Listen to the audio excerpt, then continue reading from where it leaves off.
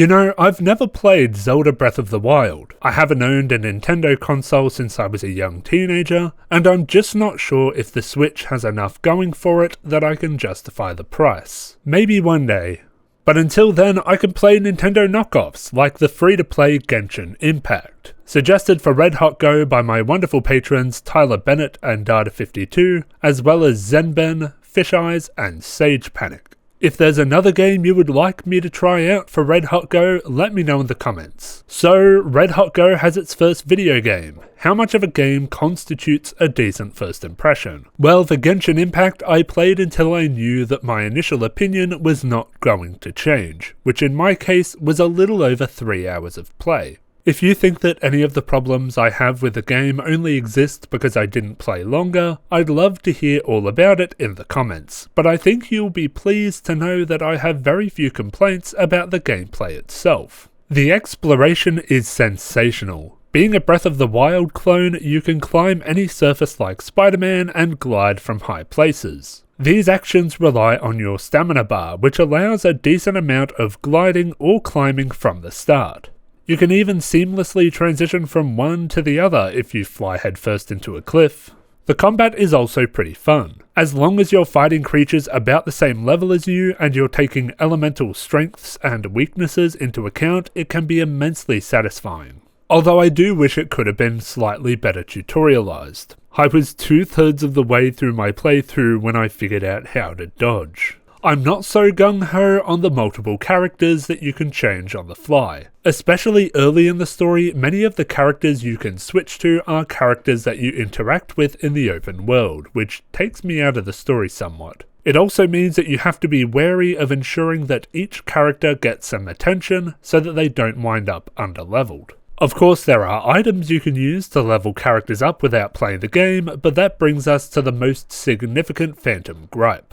Let me be clear, I do not begrudge this game for having microtransactions. The fact that I have not felt pressured to spend real money in the first 3 hours is more than I can say for most free-to-play games. However, the other live service aspects of this game are still rather annoying. Like, why are you constantly showing me how poor my internet connection is? Isn't this a single-player game? And if you're wondering why I haven't shown any footage from the intro, it's because I had set up my recording software wrong, and when I looked up how to wipe my Genshin Impact save so that I could restart and recapture the footage, I discovered that I couldn't. Apparently, starting from scratch can impact the game's economy, so it's a single-player game that you cannot start again without an in-game item, which is ridiculous. And of course the game has loot boxes. I initially wrote an entire paragraph about how manipulative and nasty loot boxes are, but I'll spare you the soapboxing this time. Just know that the fact that this game engages in unregulated gambling certainly impacts how I feel about it.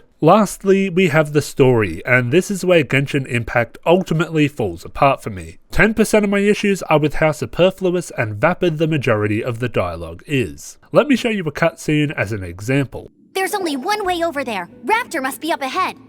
However, it looks like the only way we can catch up is if we glide.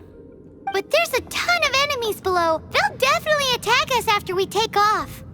If we're gonna do this, we'll have to glide and defeat them in one fell swoop. You still had one stage to go in your exam, right? This line is where any decent writer would have cut the scene.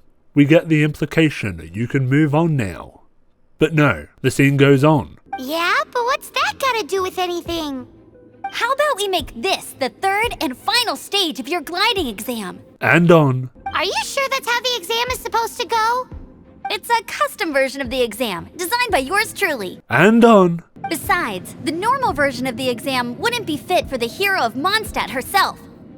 So, what do you say? For crying out loud, we aren't 5 years old, we get the picture. To be fair, this is the worst example I came across, so most instances of verbal diarrhea aren't quite this infuriating. The other 90% of my issues with the story are Pymon.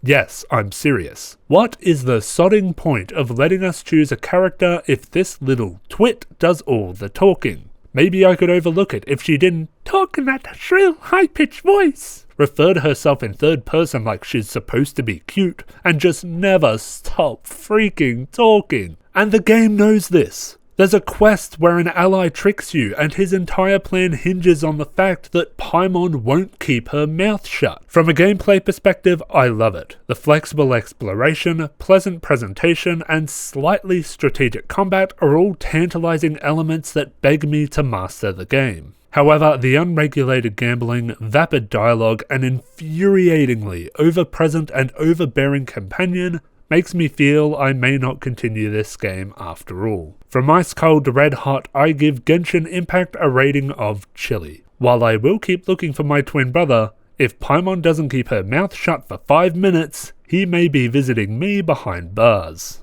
And that is all for this episode of Red Hot Go. I'd like to thank my patrons: Orion Tran, Lars Espen, Data52, Jaman5, Lemon Shark, Pixcalibur, Alberto Cruz, Tyler Bennett, Tenka, Jeremy Pashik, Fireclaw, Soren, and Christopher Wang. If you would like to support the channel further, please consider becoming a patron yourself. Thank you all very much for watching, and I will see you next time.